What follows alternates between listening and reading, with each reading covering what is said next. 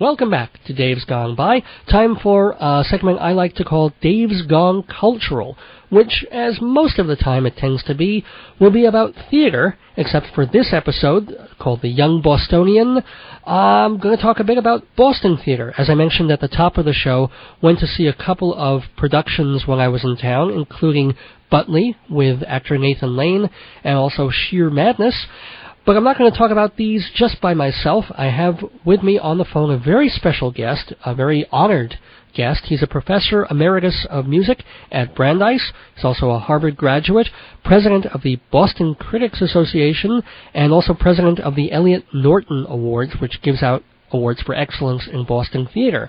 I could only be talking about, really, the one and only Caldwell Titcomb, and I'm very happy to have him on Dave's Gone By. Hi, Caldwell. Hi, I'm delighted to be with you. Great to hear from you. Let's get right into it. And Butley, which opened just a week ago with Nathan Lane, is a 1971 Simon Gray play about a college professor, English college professor, who's having essentially the worst day of his life. All the people that are meaningful to him, that he loves in whatever way he can love, are leaving him one by one under different kinds of circumstances.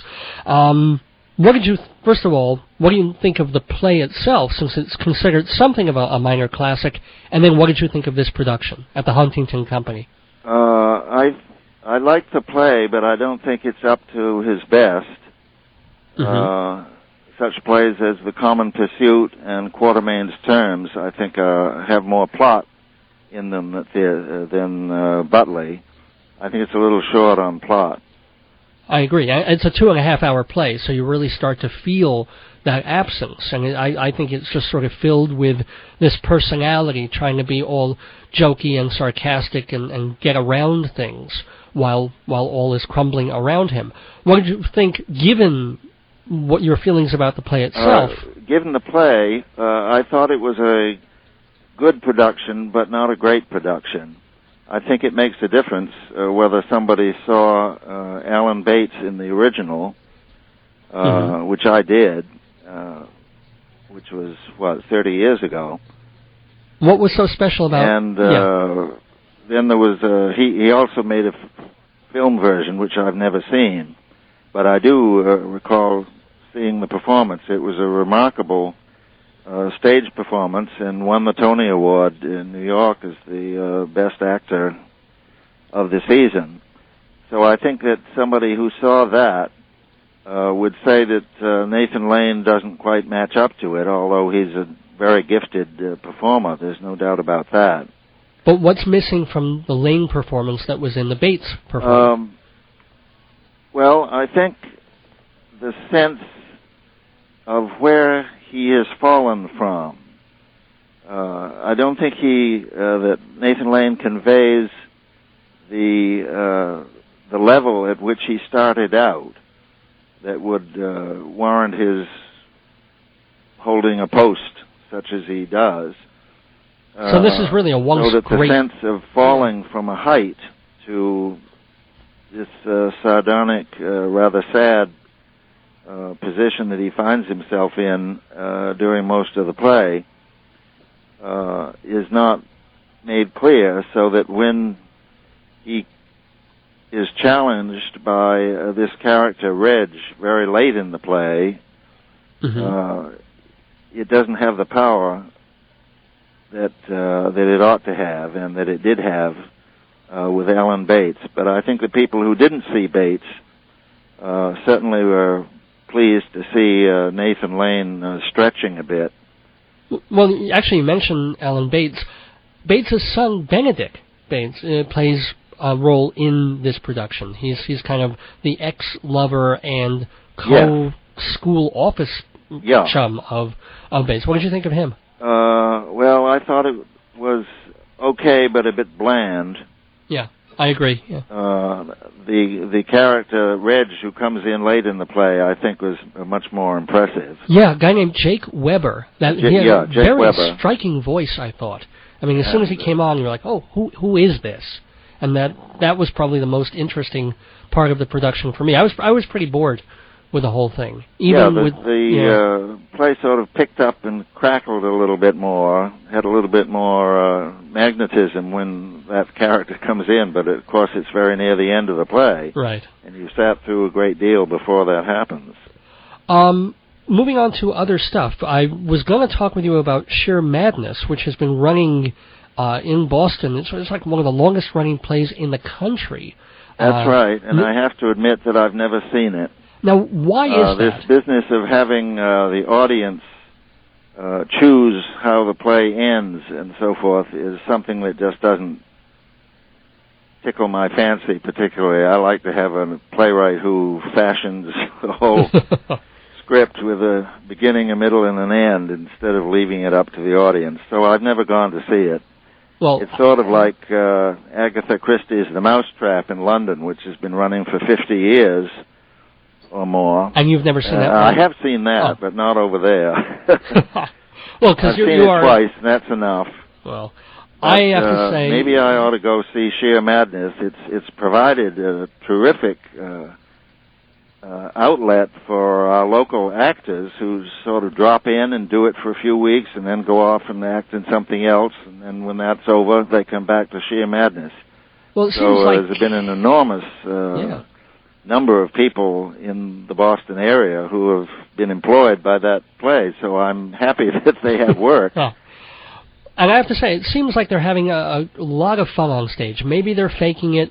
Maybe 90% of the ad-libs they've been doing for week after week, because, they also make new jokes throughout the whole show. They try to be topical. Yeah. It's a 25-year-old play that is actually based on a serious play by Paul Portner, which was a crime thriller, but it had that gimmick of having the audience pick which of the characters was actually the murderer.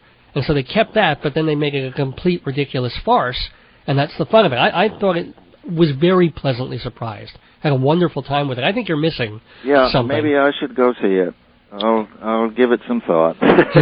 But something you did see, we might as well talk about it. You mentioned that Les Mis came into town, a national tour of it. Yes, that's just come with the whole New York set and so forth. I think it's one of the all-time great musicals, and I was surprised that the critic for the Boston Globe called it Ersatz Depictions of Love Amid the Ruins, and that it was a quasi-operatic score without a sincere note in it, which I find a very strange comment. I think it's got wonderful music, particularly compared to, say, Andrew Lloyd Webber, whom I detest. Wow. But I think Les Miserables has wonderful music, and I come out of the theater every time I see it, humming it, and I find it very impressive. Did they... much more so than Miss Saigon, which I think is okay, but not in the same league, and Martin Guerre by the same team, which I saw in London. Right. And I didn't care for that too much either, but I think Les Miserables is really up there with the best.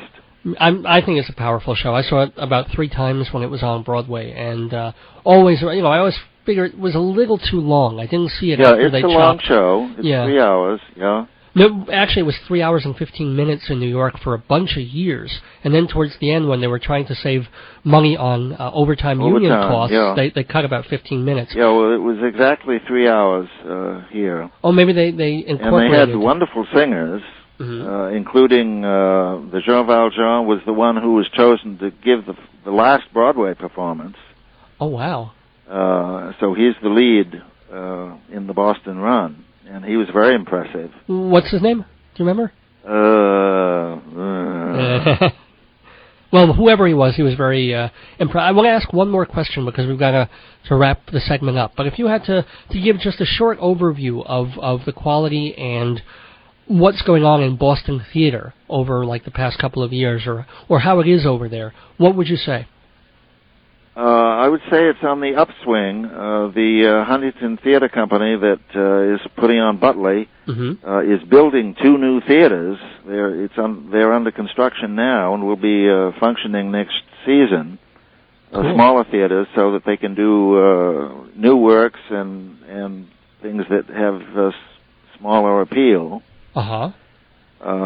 So that's, we haven't had a new theater built in Boston for ages. So to have two of them at once is going to be a great help. Mm-hmm. And the old Opera House is being renovated by Clear Channel Entertainment, and they're going to bring in The Lion King for a long, long run starting next summer. Wow. So, but what about they're homegrown? pouring something like, I think, $25 or $30 million into bringing back the old Opera House, which is sat unused for a good many years. So it's almost a transition thing, but it looks like in about 2 years it's going to be a whole regeneration of something new there, pretty much. Right. Which will trickle down into the other theaters and arts and restaurants around it. And one other thing, sure. The musical Man of No Importance, which is running now, is the first collaboration between two companies, the Shugan Company and the Speakeasy Stage Company.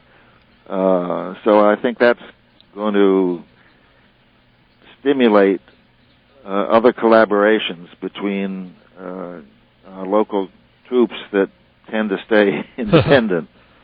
Well, yeah, I mean, they do that in Chicago a lot, in New York a lot, all this kind of, New Haven and I think Hartford do a lot of stuff together.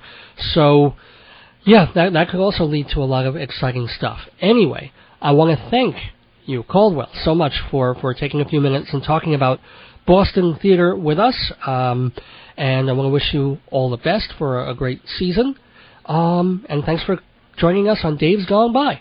You're very welcome. Delighted to be with you.